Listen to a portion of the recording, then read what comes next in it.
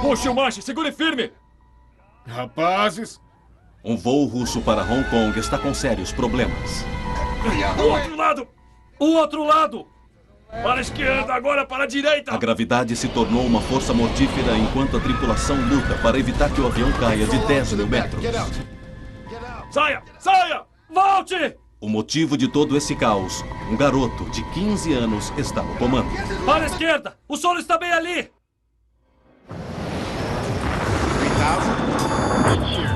We're not getting any oxygen. We have the terrain alarm. Lima Tower, Aero Crew 603. We are in an emergency. Mayday, desastres aéreos, brincadeira fatal. Essa é uma história real. As reconstruções baseiam-se em transcrições originais das gravações da cabine. Venha e sente em meu lugar. Piloto sendo filmado. Você tá filmando? É um passeio em família. Um orgulhoso piloto está levando os filhos na primeira viagem internacional deles. Mas em alguns poucos minutos, suas férias irão se transformar em uma assustadora luta pela sobrevivência.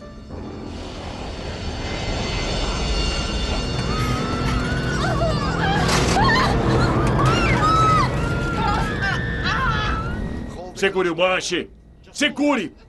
Volte! Volte! Os investigadores ficaram chocados. Para a esquerda! Estou virando! Como um garoto de 15 anos acabou no assento do comandante pilotando uma aeronave nova. Para o outro lado! Volte! –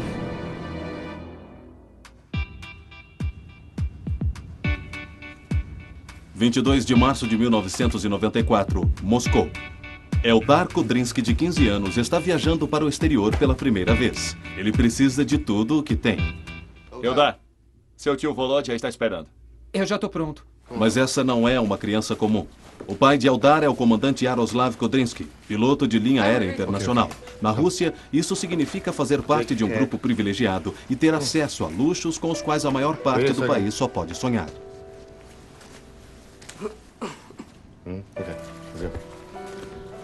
Ah, o comandante está aqui. Agora podemos decolar. E aí, tio Volodya? Oi.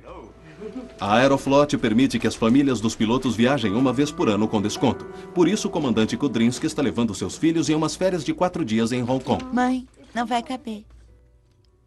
Qualquer um pensaria que vocês vão viajar por um ano.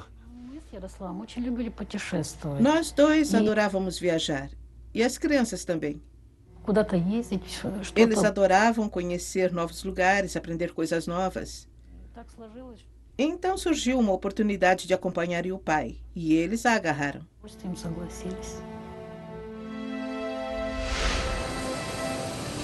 Eldar e Yana não são os únicos embarcando no voo 593. A maior parte dos 63 passageiros são homens de negócio de Hong Kong e Taiwan, buscando oportunidades na Nova Rússia. Outros, como Adrian Deville, vieram de Londres, voando pela Aeroflot, pois ela oferece conexão mais barata para a Ásia. Ele é gerente de uma loja de câmeras fotográficas no norte da Inglaterra e tem paixão por aeronaves. Na verdade, ele está indo passar 2 semanas de férias em Hong Kong para fotografar o novo aeroporto que acaba de ser construído. Ele iria até onde conseguisse. Se ele achasse que havia um bom aeroporto em algum lugar do mundo, ele faria de tudo para chegar ao aeroporto apenas para tirar algumas belas fotos.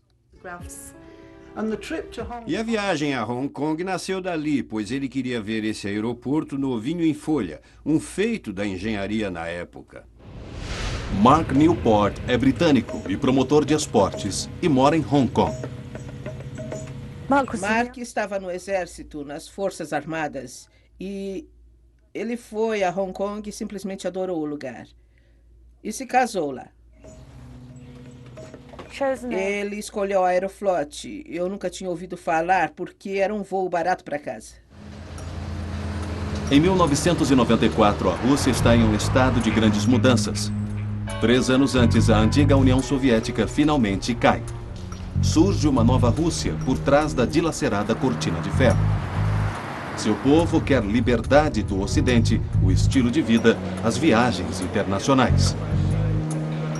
Mas a companhia aérea estatal russa, a Aeroflot, também está passando por mudanças. Ela está lutando para comprar 5 novos aviões da empresa francesa Airbus Industrie, o Airbus A310-300, uma aeronave de última geração cujo preço é 70 milhões de dólares. Embora leve menos de 200 passageiros, ela pode voar a uma distância 3 vezes maior do que qualquer uma das maiores aeronaves russas. A A310 é uma aeronave totalmente automatizada, com sofisticados sistemas de segurança contra falhas. A Aeroflot espera que isso ajude a melhorar a instável reputação da empresa no tocante à segurança. Sempre que existe uma empresa aérea nacional mantida por seu governo, se aquele governo se encontra em dificuldades, sejam elas financeiras ou políticas, isso afeta tudo que estiver associado àquele governo central. A Aeroflot é uma empresa nacional e por isso há sempre a percepção de que eles possam não ter tido os recursos financeiros e os meios para ser uma empresa aérea bem estruturada, com supervisão bastante para garantir um alto nível de segurança naquela ocasião. A Aeroflot criou uma nova e prestigiada divisão ao redor da frota de Airbus, a Russian International Airlines. Os pilotos usam uniformes especiais, pilotam aviões de primeira geração e viajam para os destinos mais importantes do mundo. A RIA representa uma nova e moderna Rússia para o mundo. Depois da queda da União Soviética, a Aeroflot, ainda controlada pelo governo, foi forçada a buscar lucro e desenvolver uma rede que fosse comercialmente justificável. Para a principal linha aérea da Rússia, a Aeroflot selecionou um grupo de elite formado por pilotos de primeira linha. Todos eles possuem milhares de horas de voo, recordes em segurança impecáveis e falam inglês fluentemente. Eles receberam treinamento especial da Airbus Industrie, os fabricantes das aeronaves. A companhia tinha cerca de 3.000 pilotos naquela época. Apenas 16 homens seriam enviados para serem treinados primeiro. Somente os melhores conseguiram. Iana e Eldar finalmente estão a bordo do novo avião do qual tanto ouviram seu pai falar. Vocês dois se comportem ou o tio Volodya irá apertar o botão de ejetar.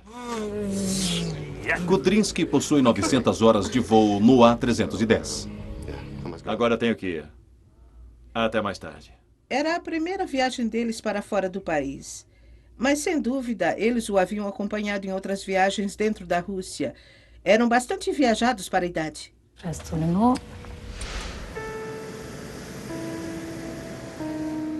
Primeiro, o comandante Danilov irá comandar o voo através do congestionado corredor de voo fora de Moscou. Depois, Kudrinsky, o comandante substituto, assumirá.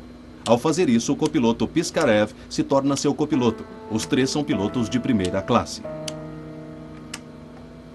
Nesse novo A310, os instrumentos do painel de voo são totalmente computadorizados. Assim como outras aeronaves de primeira geração, ela está equipada com um piloto automático sofisticado, capaz de pilotar o avião durante longos trechos do voo. Rotas internacionais como essa, para Hong Kong, são o que mantém a Aeroflot. Elas trazem moeda forte e preciosa em uma época em que o mercado interno está lutando para ter lucros.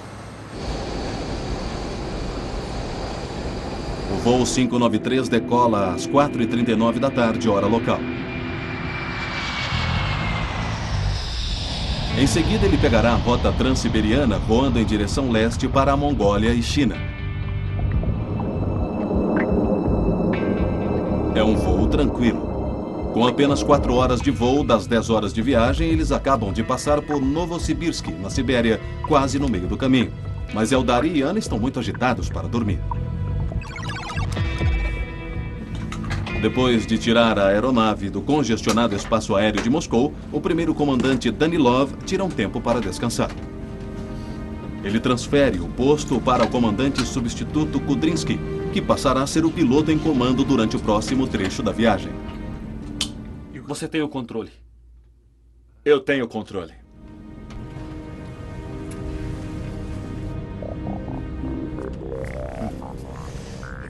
Está ainda acordado? Sim. Por quê? Vamos fazer uma surpresa para o papai? Na cabine? Legal. Vocês gostariam? Vamos.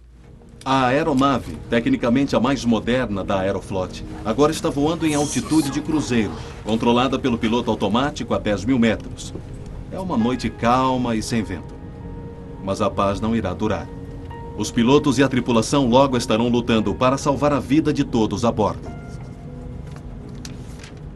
Voltaremos a seguir com Desastres Aéreos, no Nat Geo. O novo Airbus da Aeroflot está em um voo direto de Moscou para Hong Kong.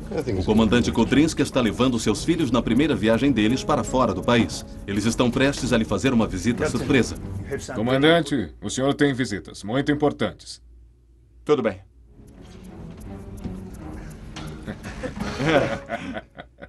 Entrem. Oi, pai. Esse é o copiloto Igor Vladimirovich Piskarev. Oi. Então, o que acham do nosso novo avião? É muito bonito. É incrível. É bem diferente dos nossos velhos aviões russos. Pai, o que é aquilo? Bom, esse é um computador de voo. Ele pilota o avião. Faz tudo automaticamente. Não. Agora, venha e sente em meu lugar. Você gostaria? Venha. É um voo tranquilo. Muitos passageiros estão dormindo sem saber o que se passa na cabine.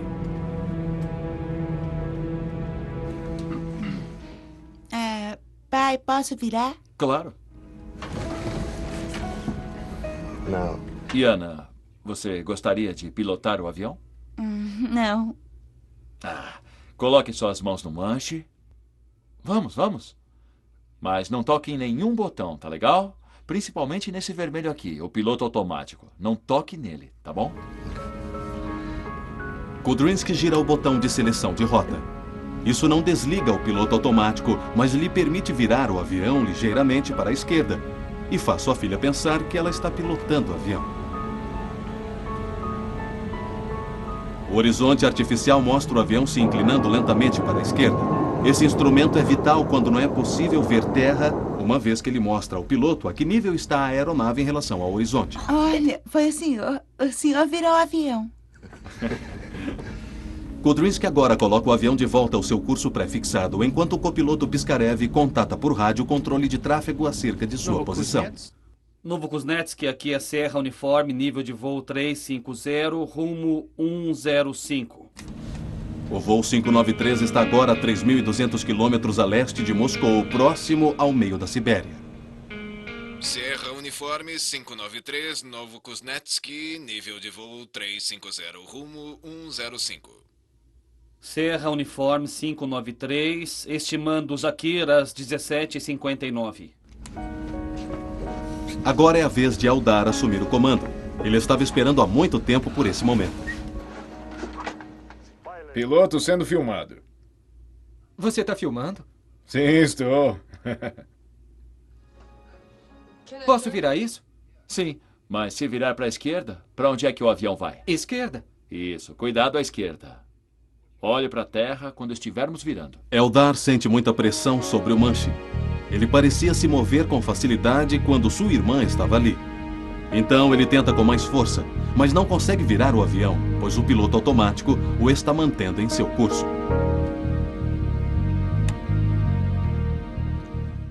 O avião está virando? De repente o manche vira com facilidade. Legal. O avião está virando para a esquerda? Está.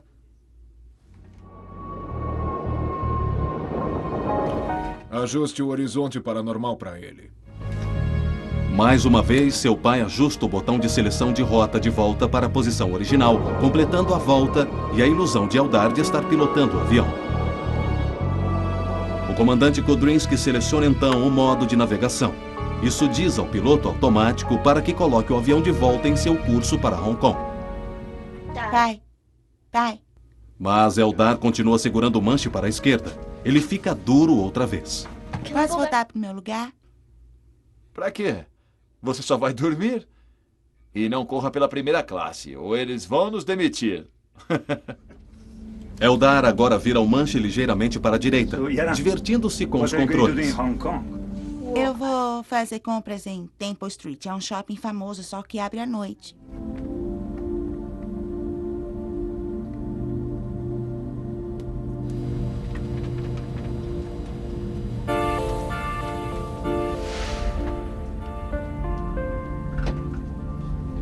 Por que está virando. Tá virando sozinho? É, está. Faz apenas 3 minutos que Eldar está no assento do piloto. O avião está inclinando acentuadamente. Uma curva que aumenta a inclinação a cada segundo. O avião parece estar virando sozinho, mas ninguém parece saber por quê. Indo para algum tipo de órbita? Procedimento de órbita, um padrão de espera. Mesmo? Claro que sim. Um arco substitui a linha reta de direção na tela. O arco se parece com um avião em um padrão de espera próximo a um aeroporto. Enquanto estudam a tela, o avião continua a virar. Ele agora está inclinando a 45 graus, mais do que seu projeto lhe permite. De repente, as barras indicadoras de atitude de voo desaparecem da tela do horizonte artificial. A tripulação não tem mais qualquer informação acerca de curso ou direção. O avião está voando a 650 km por hora e inclinando-se muito. Assim como um rápido movimento em um carro esporte, o dramático movimento da aeronave começa a empurrar todos em suas poltronas. Rapazes!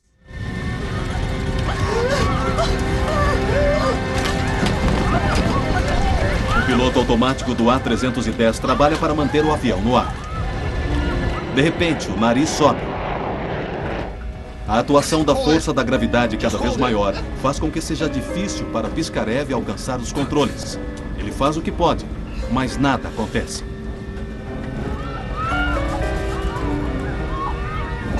A forte virada de Piskarev para a esquerda não mudou a posição do avião. Certo. Segure o manche. Eldar é o único com as 2 mãos totalmente nos controles. Pro outro lado. Ele consegue seguir apenas as ordens mais básicas. Ele não consegue se levantar, pois a velocidade da virada o está pressionando na cadeira. Pro outro lado. Para a esquerda. Pra esquerda. Agora pra direita. O outro lado! Estou virando para a esquerda. Tudo bem, saia. Faz pouco mais de 4 minutos que Eldar está no assento do piloto e agora ele não consegue sair. Seu corpo está com o dobro do peso normal. Saia! Tudo o que Kudrynsky pode fazer é lutar contra o efeito multiplicativo da força da gravidade. Saia! O voo 593 da Russian International Airlines para Hong Kong está com sérios problemas. Olha o solo! Faz 4 minutos que o filho de 15 anos do piloto está no comando. O avião está virando acentuadamente e perdendo altitude. O outro lado! O comandante Kudrynsky precisa desesperadamente voltar para o assento do piloto, mas ele mal consegue se mexer. O avião está virando de forma tão acentuada e tão rapidamente que a atuação da força da gravidade sobre seu corpo o faz sentir com o dobro de seu peso normal. Todos a bordo sentem agora a força dos dramáticos movimentos do avião. O avião do comandante Danilov está em uma situação crítica, mas ele não consegue chegar à cabine do piloto.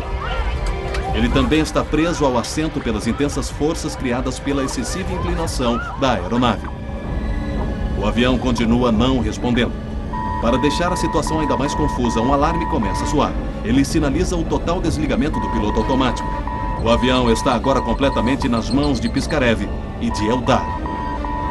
E para piorar ainda mais a situação, há outro alarme. Pro outro lado. O avião está prestes a entrar em stall. Pra esquerda. Um sistema automático de segurança entra em ação para manter o avião no ar. Ele abaixa o nariz e coloca o Airbus em um mergulho violento para conseguir ganhar velocidade novamente. Olha o solo! O avião mergulha a assustadores 200 metros por segundo. Eles estavam voando a 10 mil metros, mas agora estão caindo depressa. A não ser que façam alguma coisa rapidamente, eles atingirão o solo em menos de 1 minuto. Piskarev puxa o manche com toda a força possível para tirar o Airbus do mergulho. O nariz finalmente sobe e o avião começa a subir rapidamente. Enquanto isso, o copiloto Piskarev continua tentando recobrar o controle da aeronave. Diminua a potência dos motores! Piskarev tirou a aeronave do mergulho, mas ela está subindo rápido demais. Os motores do A310 não têm potência suficiente para empurrá-la quase verticalmente para cima. A velocidade aerodinâmica cai dramaticamente. O avião consegue subir um pouco com dificuldade, mas ele foi levado ao seu limite. À medida que a intensidade da aceleração diminui, Kudrynsky entra em ação. Mas Piskarev estolou o avião. a aeronave cai em parafuso. De 6.000 metros, agora o Airbus está caindo em parafuso em direção ao solo a aterrorizantes 70 metros por segundo. Potência total! Pela primeira vez desde que a crise começou, o comandante e copiloto conseguem trabalhar juntos para salvar o avião. Potência total, não? Consegui! Estamos com potência total! Kudrinski aciona o leme da aeronave, a superfície vertical na cauda, para tentar parar o giro. Velocidade! Não consigo ver! Finalmente o avião parece estar respondendo. Acionando o leme, Kudrinski quase interrompeu o mergulho em parafuso. Saindo! Saindo! Muita velocidade, diminua um pouco a potência. Depois de uma luta desesperada, os dois pilotos conseguiram tirar o avião de seu giro aterrorizador. Com calma. Eles estão começando a nivelar, mas ainda não estão totalmente no controle. Vamos sair dessa, tá tudo bem. Calma, puxa um pouco para trás. Em meio a todo o caos dos últimos minutos, os pilotos não sabem exatamente o quanto eles caíram. De repente, não há mais tempo.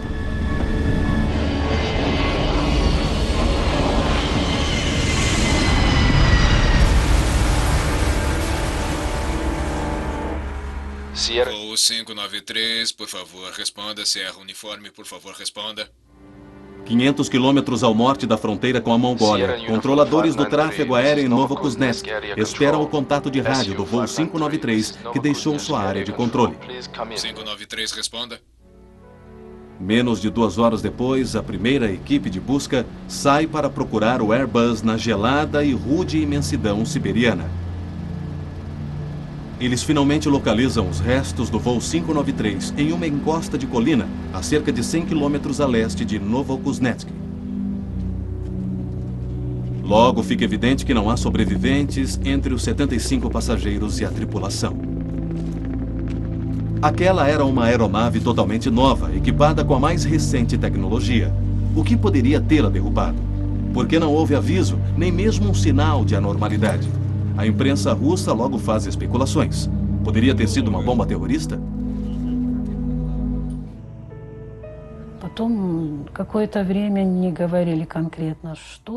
Durante algum tempo, eles não me disseram nada específico.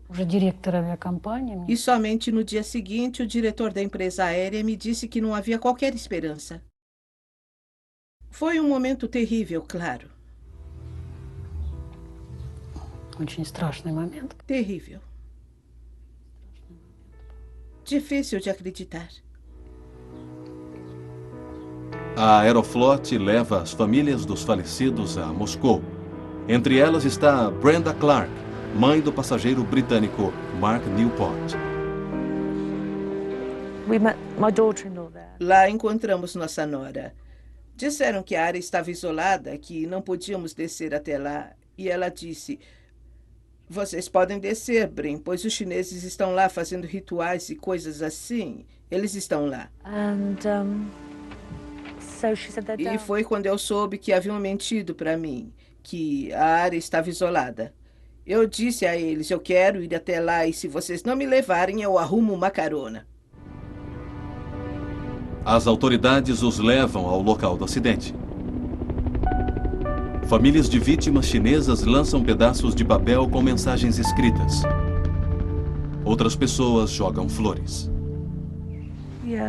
Foi muito comovente. Tínhamos as flores e as pequenas mensagens escritas naqueles pedaços de papel e as jogaram lá.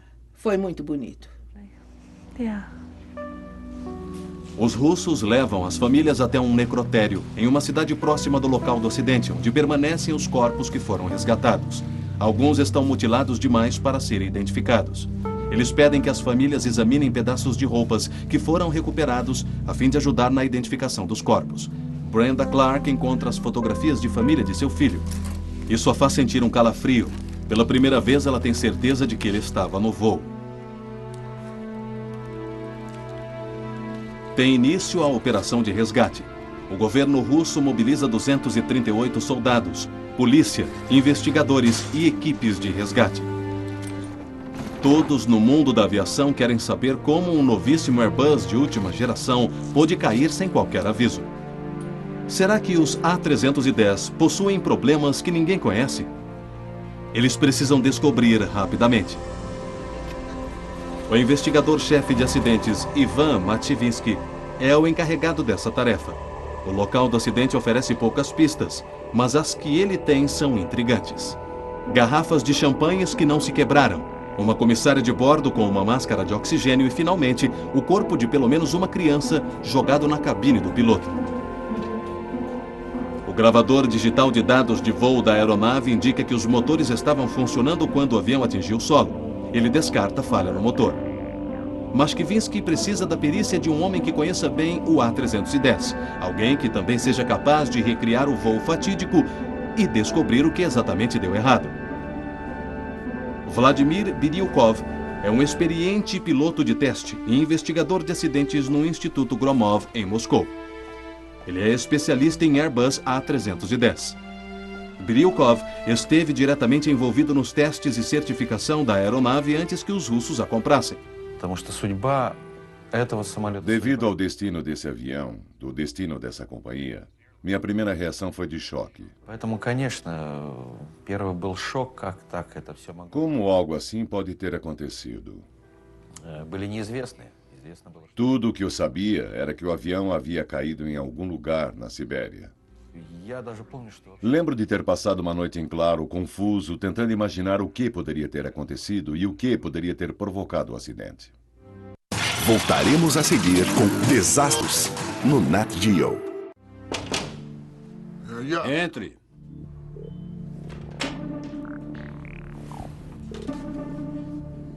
Acho que deveria ouvir isso.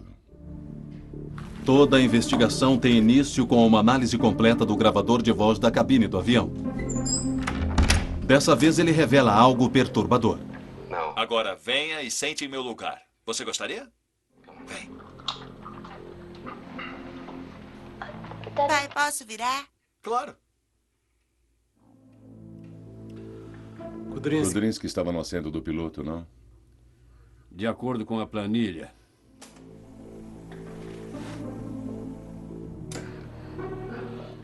Posso virar isso um pouco? Sim, mas se virar para a esquerda, para onde irá o avião? Esquerda. Não. De novo. Posso virar isso um pouco? Sim, mas se virar para a esquerda, para onde irá o avião? 10 anos atrás era comum a entrada de pessoas na cabine. Claro que desde 11 de setembro isso se tornou muito mais difícil e você irá encontrar portas de cabine trancadas, geralmente durante o voo todo. Cada país determina suas próprias regras a respeito de quem tem autoridade ou acesso à cabine. Em alguns países, isso cabe ao comandante, assim o comandante pode convidar pessoas para entrar na cabine.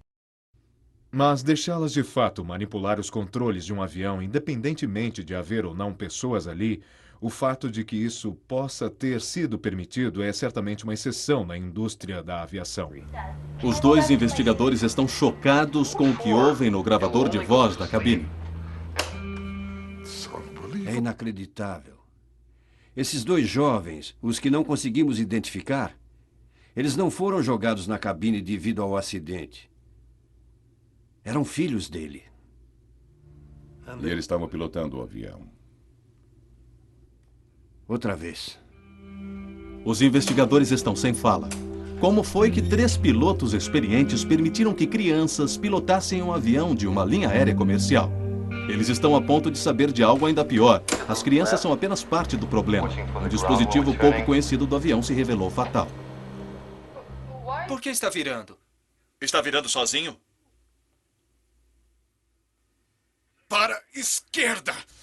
O outro lado! O outro lado! Para a esquerda! Agora para a direita! Para o outro lado! Estou virando para a esquerda! Saia!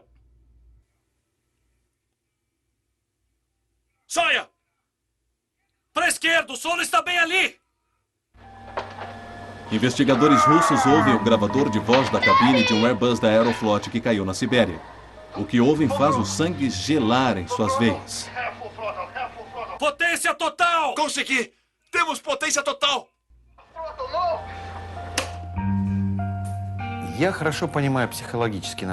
É preciso entender os meandros da mente do pai. Ele está muito orgulhoso do que está fazendo. Ele convida os filhos à cabine. Rigorosamente falando, é uma transgressão, claro. Mas eu sei que transgressões desse tipo de fato acontecem na vida real. Não o estou condenando ou defendendo. O que estou tentando dizer é que nenhum acidente tem uma única causa. Há sempre mais do que uma, todas relacionadas. Mas dessa vez realmente parece haver uma única causa.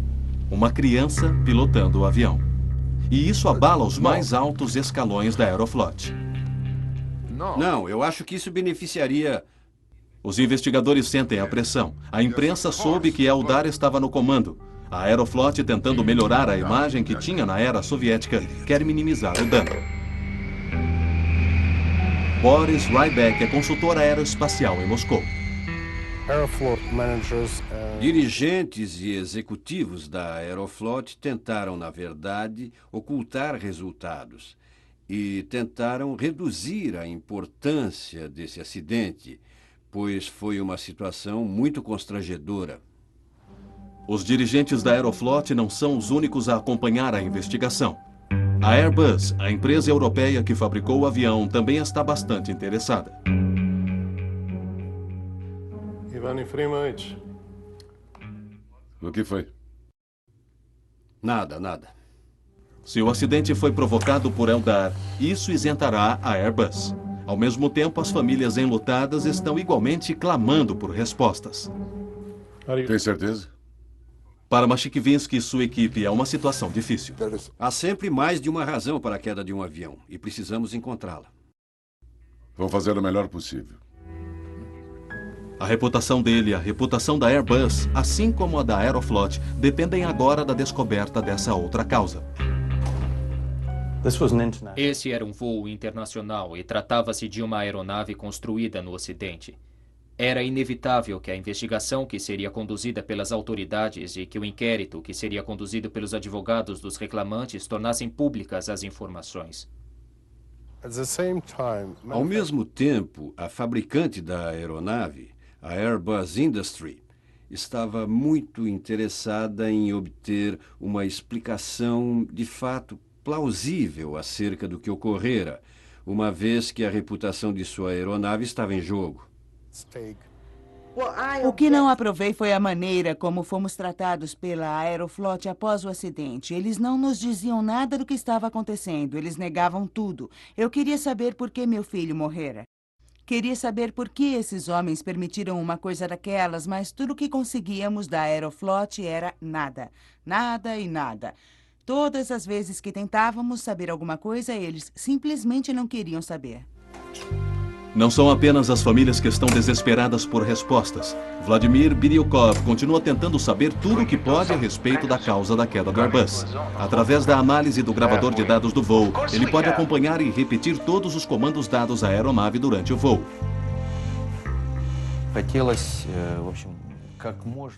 Estávamos tentando chegar o mais perto possível da verdade para encontrar a causa, pois esse era o precedente.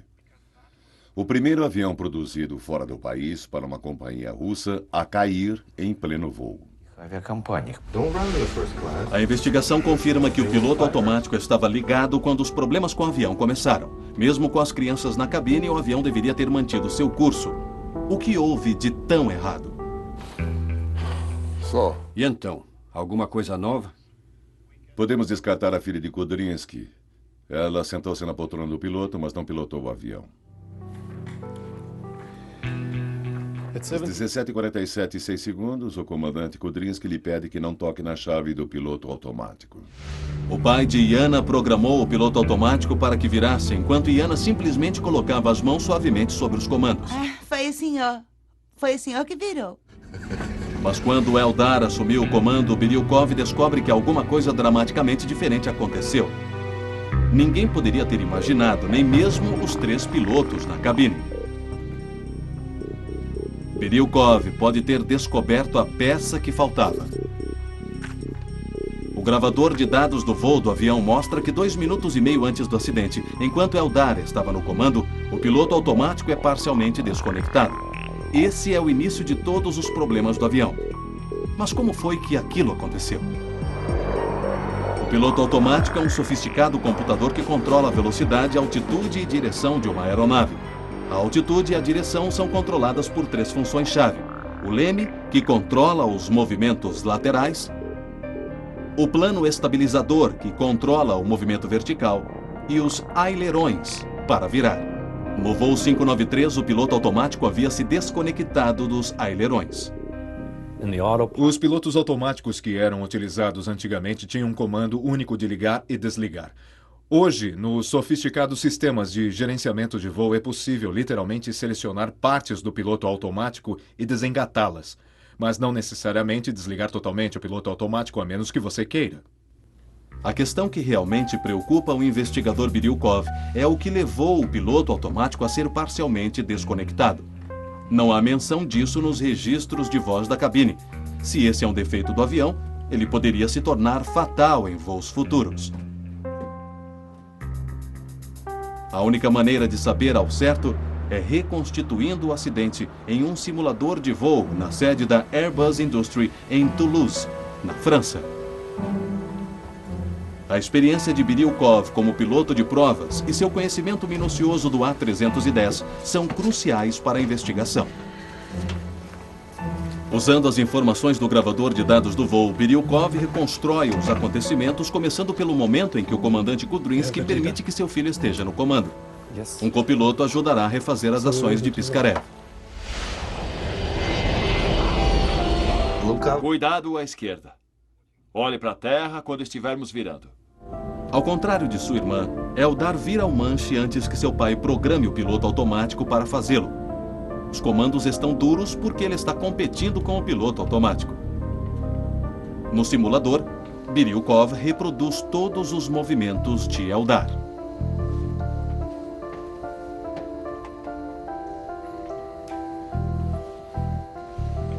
Agora está começando a ir, indo.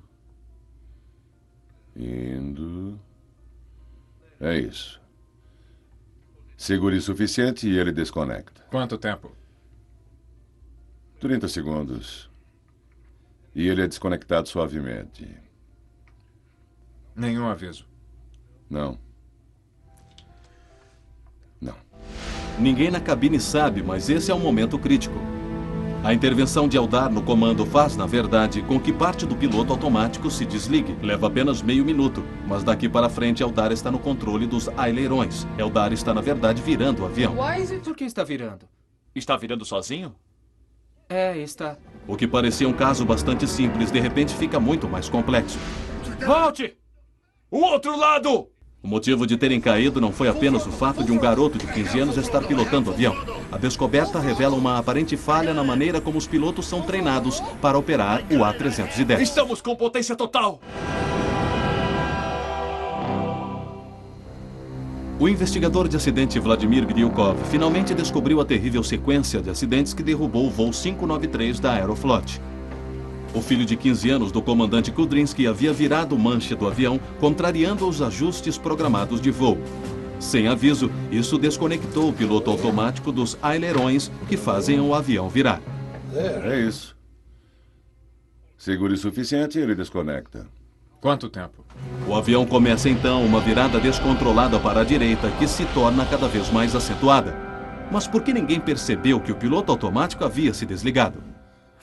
Outra peculiaridade do avião é que ele não possui alarmes avisando a respeito do desengate do piloto automático na lista de aviso e alarmes, enquanto nossos aviões russos possuem um alarme sonoro para essas situações.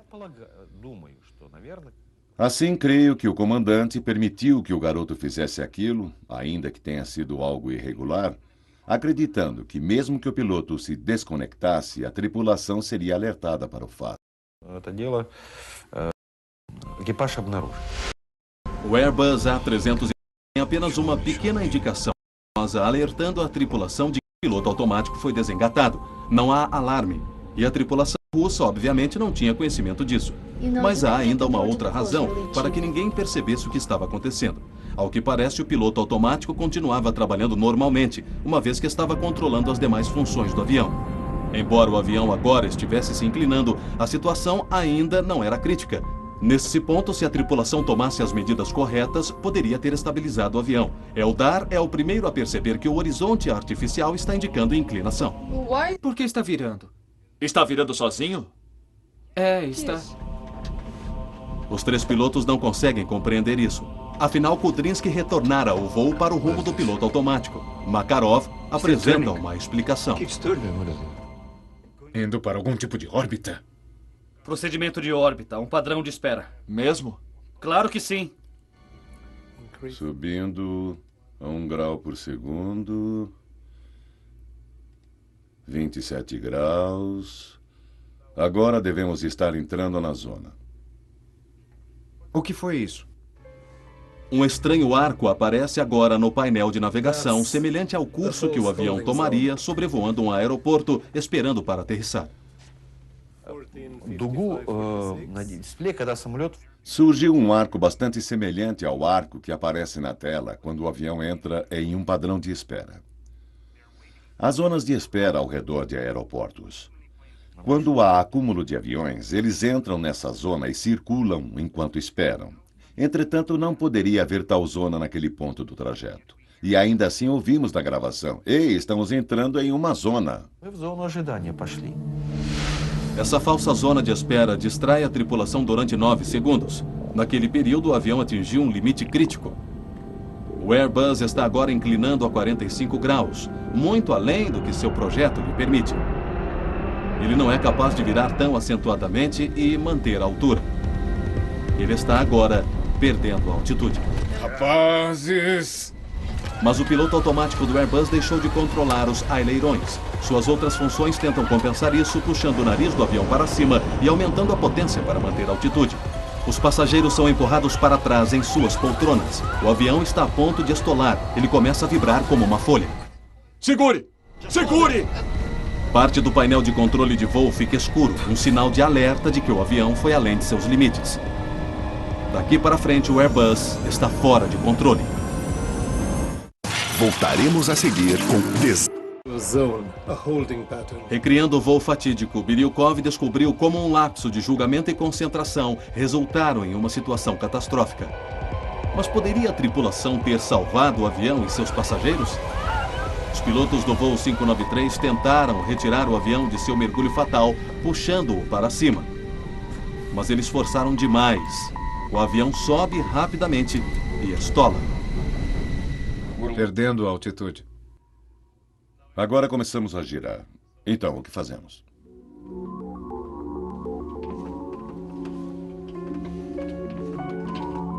Está saindo do parafuso. Agora estamos nivelando. Em um instante sairemos do mergulho. Tudo o que tinham a fazer era deixar que o avião lidasse com a situação. O avião possui um mecanismo de segurança embutido que não permite que ele entre em stall mesmo em velocidades muito baixas. Mas o piloto precisa saber disso.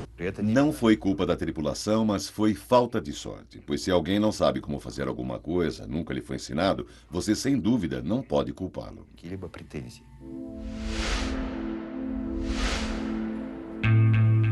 A perseverança da equipe para a realização de uma investigação aberta e honesta realmente mostrou haver mais de uma causa por trás do acidente.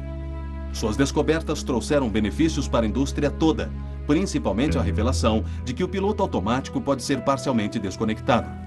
E esse continua sendo um dispositivo do A310, uma vez que permite aos pilotos controlar determinados elementos de um voo enquanto deixam o restante para o computador. Mas hoje as tripulações têm conhecimento disso. A má sorte do comandante Kudrinski é que esse mecanismo foi acionado de forma inesperada e difícil de ser detectada. A queda do avião russo acontece em um momento conturbado para a indústria de aviação.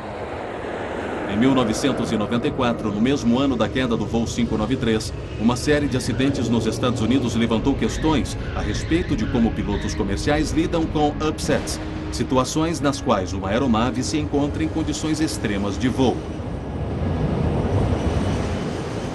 Quando pensamos em upset em um avião grande, pensamos sobre uma atitude além da que deveria ser a de seu regime de voo normal.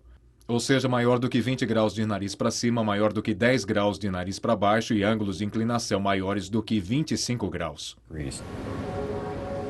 Em menos de um ano, a indústria começou a oferecer a pilotos treinamento de atualização para situações de emergência, ensinando-lhes habilidades para dominar situações extremas como aquela do voo 593. A tragédia de uma viagem a Hong Kong pode ter contribuído de alguma forma para a segurança de outros passageiros e de outras tripulações. Mas para os pais e amigos daqueles a bordo, o que aconteceu aquela noite não sai da cabeça.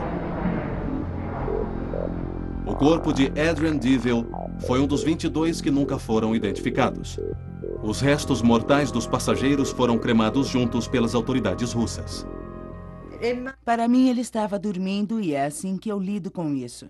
Ele não se deu muita conta do que aconteceu. A tripulação do Airbus está sepultada no cemitério de Mitinskov, em Moscou, em um túmulo de herói, próximo ao dos bombeiros que morreram na usina nuclear de Chernobyl. Yana e Eldar estão ao lado do pai.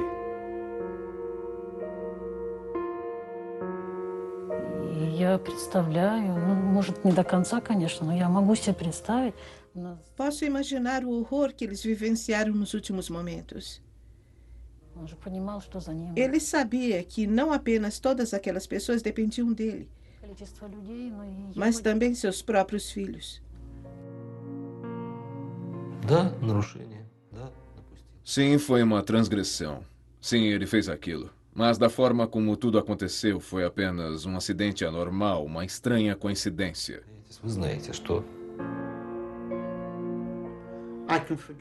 Eu consegui perdoar o piloto.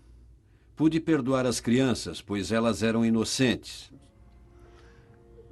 Esse homem tinha 39 anos, e durante aqueles 39 anos ele teve uma carreira exemplar na aviação. Ele tinha uma família, ele se orgulhava dela, e foram os últimos 5 minutos daqueles 39 anos que deram errado. Acho que não devem permitir crianças na cabine, mas agora não faz diferença alguma. Não trará Mark de volta, mas talvez impeça que outros acidentes como esse aconteçam no futuro.